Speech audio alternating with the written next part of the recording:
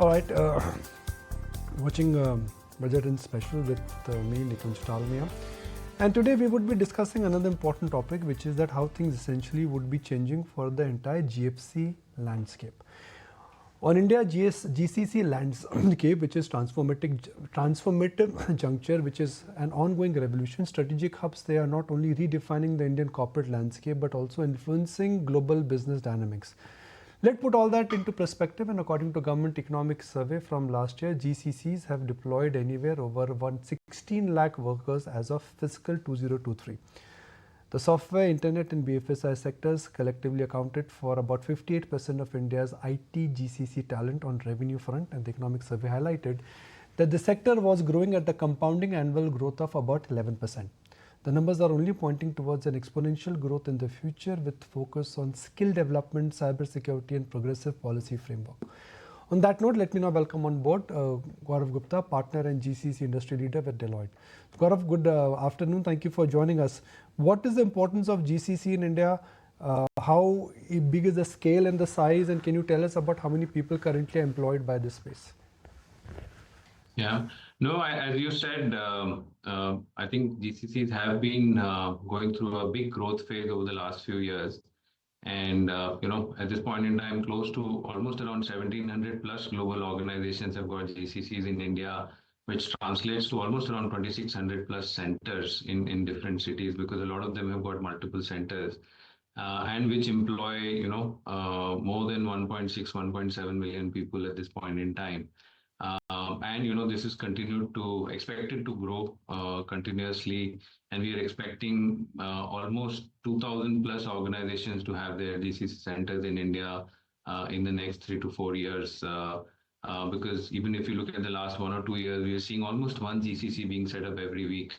That's kind of driving the growth of the GCC ecosystem in India. Okay. What can be done in this budget to ensure that the GCC growth continues? I mean, does this entire space needs infrastructure support and commitment? I think, yes, if you see, India today holds almost 50% of global GCCs. And, what government did initially to actually attract these GCCs in terms of various incentives that were provided, especially around export of services, SEZ policies, etc. I think that played a key role. And we are now at a stage where, having got a lion's share of GCCs globally sitting in India, we are now going through another phase of growth, like we discussed earlier. One is we want to attract more GCCs to come in. Second is we also want to have them see and do more value-added work from the GCCs itself, more around innovation, R&D, etc. And I think there is now a case to try and see, what more can be done from an incentives perspective. So I can talk about 3 or 4 things from a budget perspective that we can potentially look at. One is, if you see, like in manufacturing, we have provided incentive, right? So the corporate tax rate is for new setups 15% as compared to 25% earlier. Similarly, for GCCs, can we actually look at 15% for new GCC setups? Is one option. The second is, if you look at the safe harbor, right? We've got disparate or different rates that are applicable depending on what kind of work is happening. So, it starts from close to around 18% for less than 200 crores and goes up to almost around 24% as you classify activities as value adding, innovation, R&D, etc. Now, if you see the future growth for larger GCCs, a lot of it is going to happen in areas around innovation, product development, IP development, etc. And we want to incentivize more of that. Can we look at bringing down that rate from 24% to maybe a lower number, and also bring clarity and standardization and not have differential rate structure for different kind of activities? I think that's the second. The third one is, if you see, the space is evolving very fast in terms of, with the evolution of technology. Today we talk about AI, then we talk about generative AI. Now we are starting to talk about agentic, right? Similarly, there are various other platforms which are continuing to evolve. Now, what that means is there needs to be continuous investment in skill development. I think from a budget perspective, if you can look at incentivizing both the GCCs as well as ecosystem players, including educational institutions, private sector players, etc., to invest in that skill development and reskilling of people. I think that's the third, and the fourth one, like you were referring to in terms of infrastructure.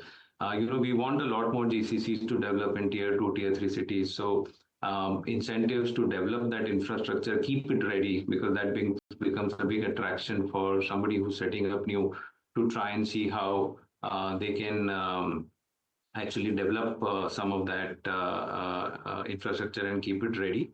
So provide some incentives to builders and ecosystem players to try and develop that physical and digital infrastructure. So I think these are the four that I can think of from a budget perspective that I believe will definitely help grow the GCC ecosystem further. Okay. The other aspect is data centers. Now that's like an infrastructure related space. It needs infrastructure status and support. And this is something which in a sense is largely around capital investment. Given that India now is competing with other Middle East countries, in GCC you don't have to compete, you only compete with one or two countries. In data center you're competing with Middle East, you're competing with US itself. What can be done to ensure that the data center growth in India continues? Yeah. So I think similar, we're talking about GCCs, even from a data center perspective, like you said, because they are heavy capex investments, and also from a cost perspective, I mean, some of these costs of running a data center can be quite high as well. So I think from a especially both on the capex and the opex side, if there are incentives that are provided by the government, I think that will help the data center industry. And sometimes they kind of coexist as well, right? I mean, in the sense that when you look at digital infrastructure, which is required for GCC, then IT industry to be there as well. I think data centers play a key role. So it will become a good enabler for the ecosystem and the larger industry as well. In terms of the total infrastructure benefits which the data center is getting, any thoughts? How is this currently stacked up? I would not have a direct visibility on the overall numbers for the data center industry. How large is the GCC capability centers in India, and how large do you think they could become? So, like I was saying earlier, I think, we continuously do research in that space. If you see close to around 1,700 organizations who've got GCCs here, we expect that to go up to almost 2,000. Like I was saying earlier, we see almost 50 to 60 or 50 to 70 GCCs being set up year on year. So we expect that to, I think by 2028, 2029, we should be touching 2,000 odd organizations with GCCs in India. And that 1.7, 1.8 million employment to almost start touching 2.5 million is what we see in terms of headcount. And, if you look at the revenue equivalent of GCCs, today it would be more around 60 to 70 billion dollars. I think that going up to almost around 100 billion dollars by around 2029, 2030. Could GCC growth come at the cost of the current IT services?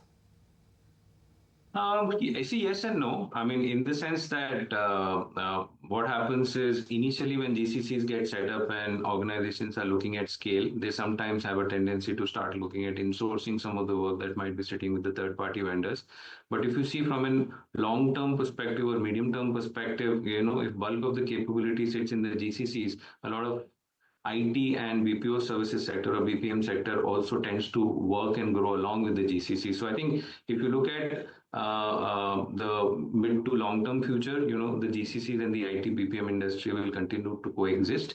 And, overall, it will help grow the IT industry as well. I don't think they are competitive in that sense, though initially it might seem when you're looking to set up a GCC, when you're insourcing, it might seem as competition. But I think from a capability perspective, both of them will continue to grow in the medium to long term.